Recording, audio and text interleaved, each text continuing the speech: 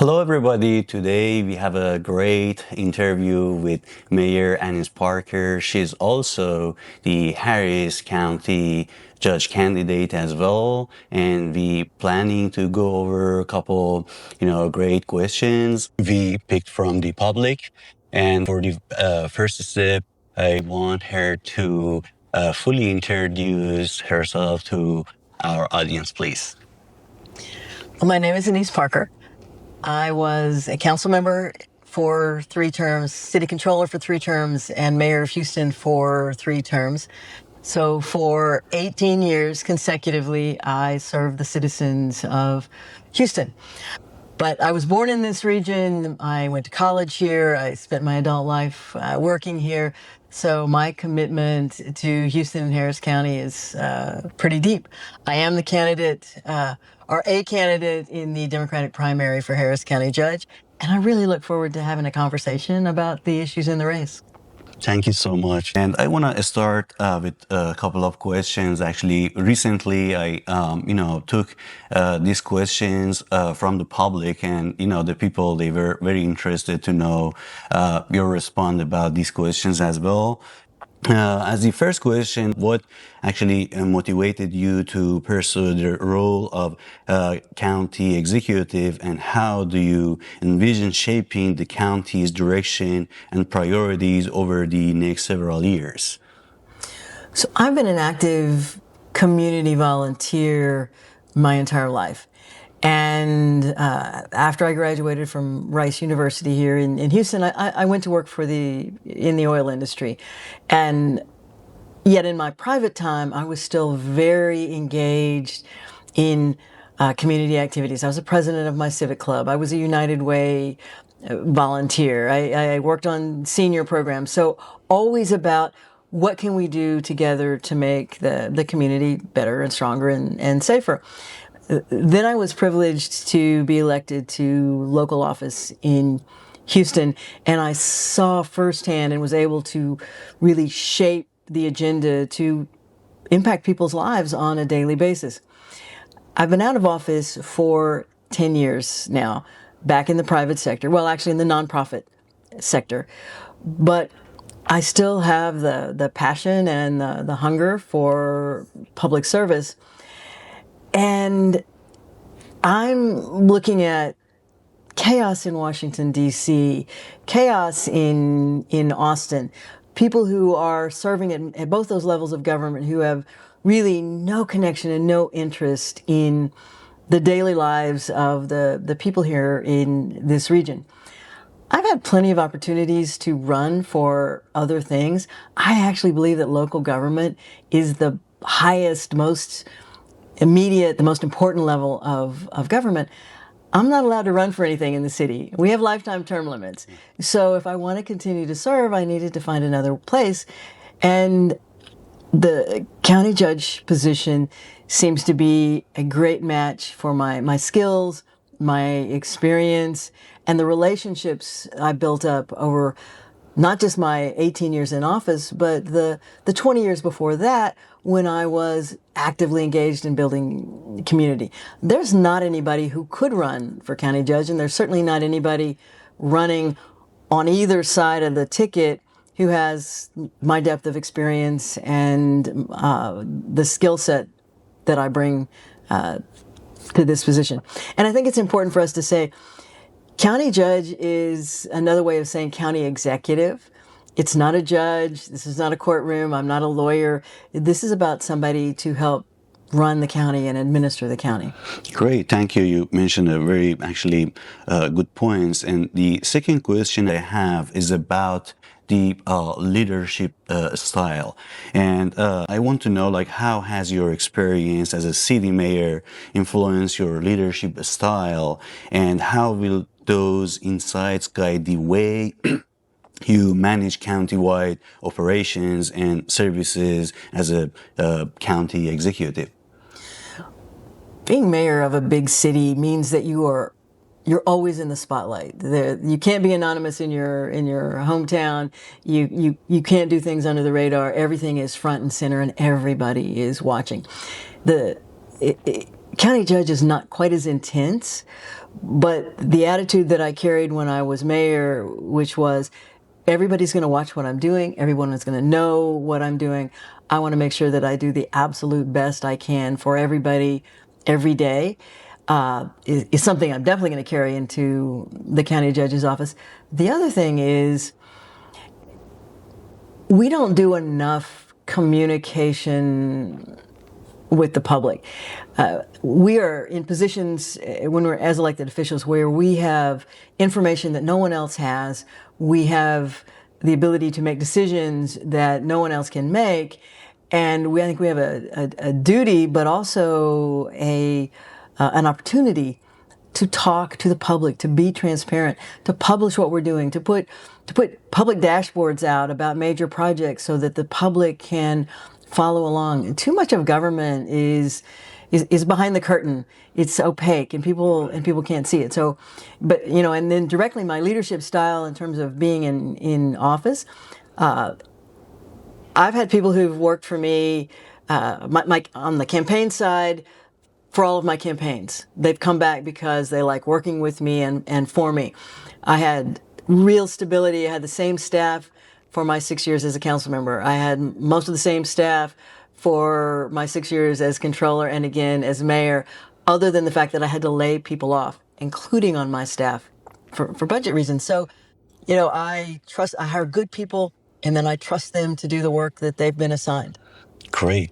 So we talk about people, and I want to ask, like, what steps would you take to increase the efficiency and clarity and accessibility of county government operation, including like public meetings and budgeting process and service delivery and so on. So the county is much better than it used to be. I can remember a time when the commissioners' court meetings were about 15 minutes long, and everything was done in executive session and in private, and then they just went on down the road. And nobody knew what was going on. We have to bring as much clarity as we can, but it's not just about like shining a light on and bringing the discussions into the public. It's also to give context, because a lot of times we push a lot of information out on the public. I won't even talk about things like, well, I will. The Epstein files. No one really, the administration's position is they're going to bury Congress in data without real information.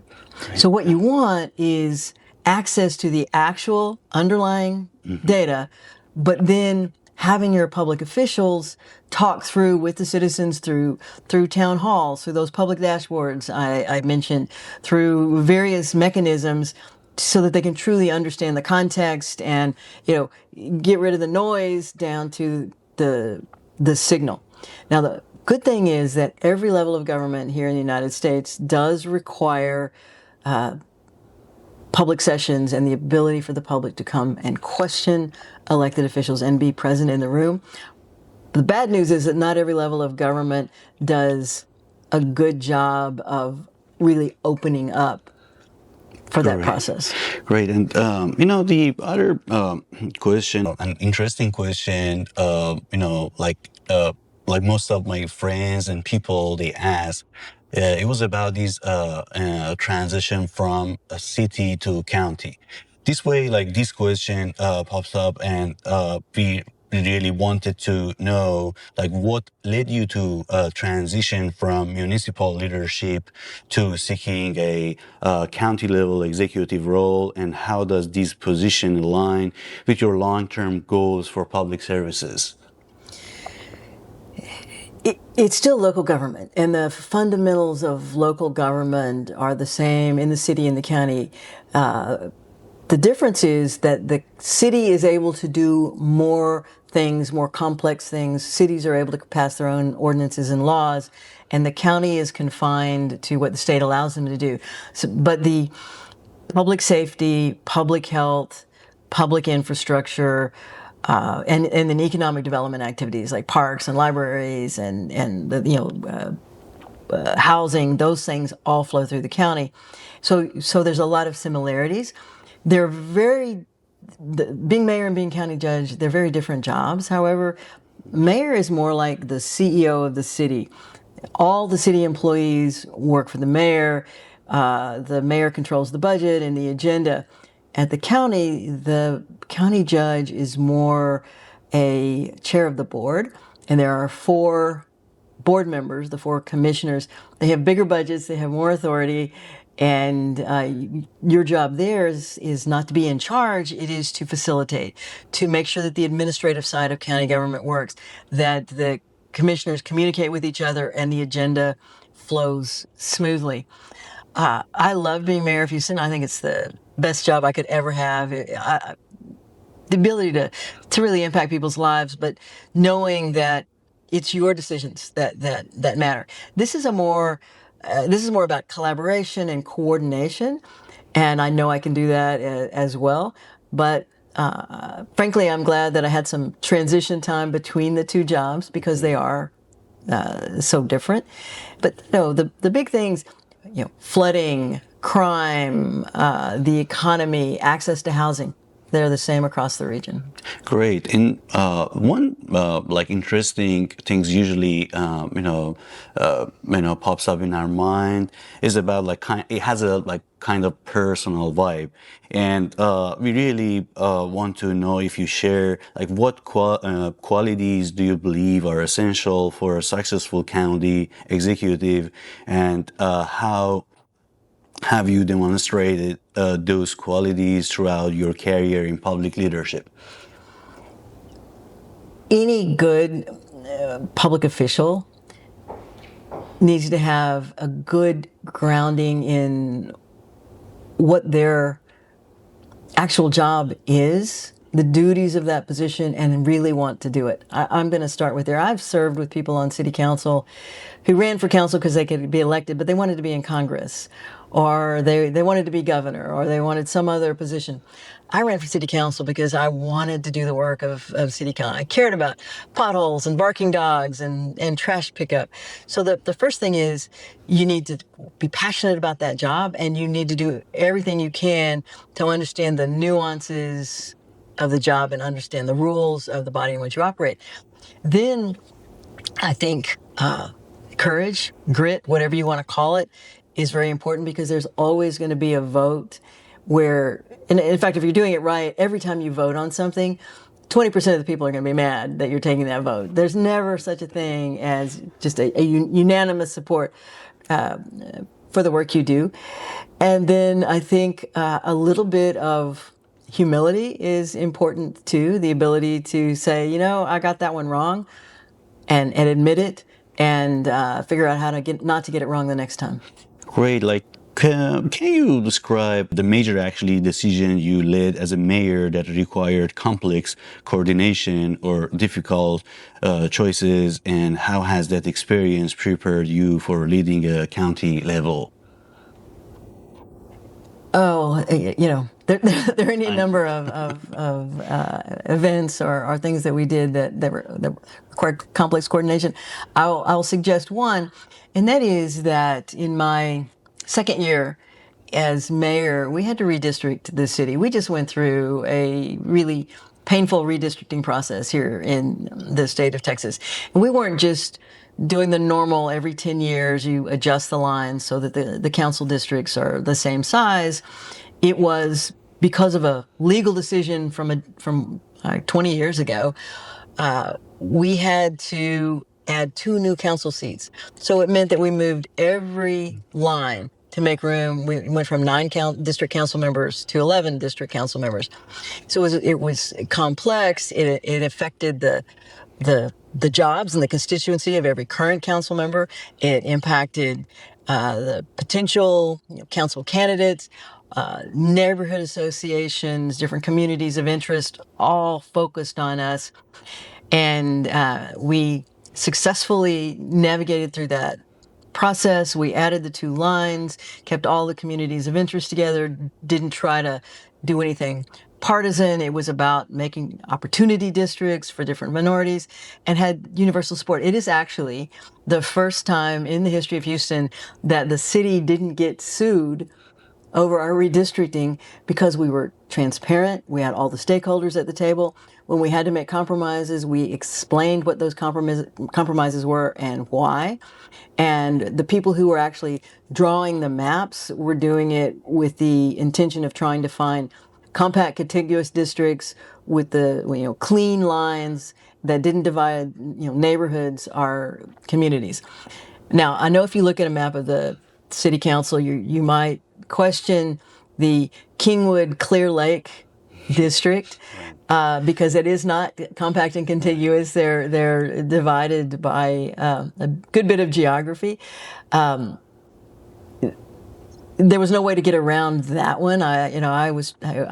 We tried multiple ways to put Clear Lake in with areas next to it, and Kingwood with areas next to it, and it wouldn't work demographically. But that is a district that had been there for a long time, and it didn't have substantial change. So I think we worked through it. But again, virtually universal support for what we did. And that is we made it look easy from the outside, but redistricting is one of the most complex political things that you can do. It was a great, actually, point you mentioned. And do you think, from your perspective, what are the most pressing issues the county facing today, such as a growth, infrastructure, emergency management, or fiscal stability, and how would you address them as a county executive?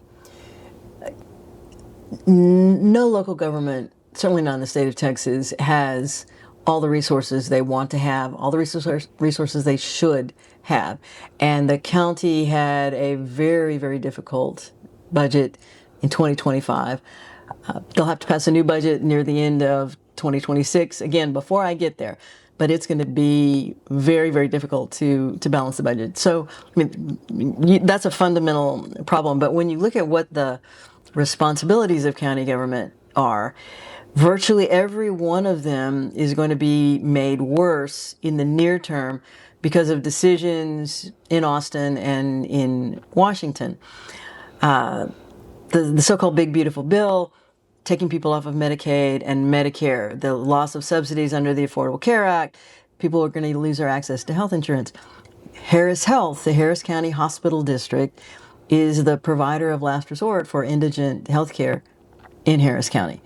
So anybody who loses access to insurance is going to come onto our doorstep, and we as the taxpayers are going to have to figure out how to provide them the services they need through Harris Health. We're a flood-prone region here, and we're in the hurricane belt. Donald Trump is already dismantling FEMA. We have to have a federal partner in emergency situations. We know we will have another hurricane, and have to be prepared for that. During the Doge at the beginning of last year, they laid off the hurricane forecasters at National Weather Service. We had to do our own forecasting. We had to wire around that. So public safety, public health, public infrastructure, we're also having a much more difficult time getting federal funds for major infrastructure projects. Now, admittedly, all local jurisdictions had a huge influx of dollars in the Biden administration, American Rescue and Recovery Act money. So we've done some work, but we still have a lot of projects that need to be done and not enough funding to do them. Looking at Harris County, one of the disconnects we have right now is that voters gave Harris County permission to do to take on flood bond debt to do flood projects, something north of $2 billion in flood bonds, and those projects are still not out being built. We know we'll have another flood. Let's get ahead of that. What I hope to be able to do is to figure out what the bottlenecks are, remove those bottlenecks, The county judge doesn't have direct authority. It is truly not like the mayor, but I know every one of those commissioners wants to get projects out the door, wants to. Nobody wants water in people's homes. Everybody wants to work on fixing these problems. My responsibility as county judge is to remove whatever impediments there are to them working together and coordinating. But it's also convey back to the citizens, this is why this is happening. This is what we're doing to make it better. This is what you should be able to expect in the near term and the long term. Communication, coordination, and do it, rinse and repeat. You keep bringing the public into it. But we're not going to be able to, I don't know that we can go back to the public right now for more money. I balanced very difficult budgets in my time as mayor and in my entire time in local government. I never once voted to raise taxes. We figured out how to do it and do it better and more efficiently with the resources that we had. At some point, you do have to have, there's nothing free about local government, and the costs go up. But I think there's a lot of things that we can still do to squeeze efficiency out of the system before we go back to the voters asking for more money. Great. We talk about actually balance and transparency. This way, I want to come up with this question and ask, how would you balance diverse community expectation while maintaining, fairness, transparency, and focus on long-term solutions? One of the most important things I think is being present in community. You asked me earlier about what qualities should county judge have, and I think they're qualities that any elected official should have. But one of the things that a really good elected official should do is to be present in community as much as possible. When I was mayor, every month I did a different type of activity to engage with voters. One month it would be a teletown hall. The next month it would be a phone town hall where you outbound phone calls. The next month it would be 3 minutes with the mayor, where I would stake out a library in some out in the suburbs and block off an afternoon. Anybody who walked in the door could have 3 minutes talking to me about whatever issue they wanted. And then the fourth month, I would do something we called merchant walks, where I would just go to a strip mall or some random place where people weren't expecting me and just walk in, talk to the people shopping, talk to the clerks, eyeball, look around, seeing, asking, do you have crime problems here? Do you have illegal dumping problems here? Do you have traffic problems? What are the main issues? Just being present and asking. So you do that, and then you also have a regular cadence of, say town halls and communications, not the puff pieces that we all get from politicians where they talk about how great they are, but connect with stakeholders, have them say, I want to find out every time you do something on flood management, let me know what you're doing. And if we publish the appropriate dashboards and we proactively send this information out to the people who are interested, it'll make everything work better. Because one of the biggest frustrations is people they don't understand what's happening. They don't see they see a lack of progress and they don't understand why. Or we've said we're going to prioritize flood projects in underserved neighborhoods. So I'm in, this neighborhood out in, far east Houston, and I don't see anything going on. But that's because no one has come to tell me that in order to stop flooding in your neighborhood, I have to do a water management project that's 5 miles away on this bio that runs through your neighborhood. That's the kind of communication that just is so fundamental, and too few public officials do it. And they also don't want to do it in person. Yeah, I mean, you're not home very much. It takes time and energy, but that's what makes government work. People just want to know what's happening, and they want to know if someone's paying attention.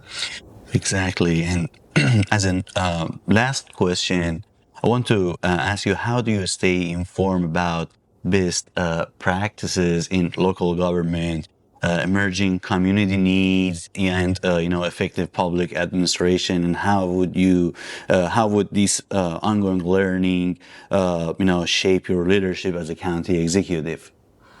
I am always interested in good ideas and innovation.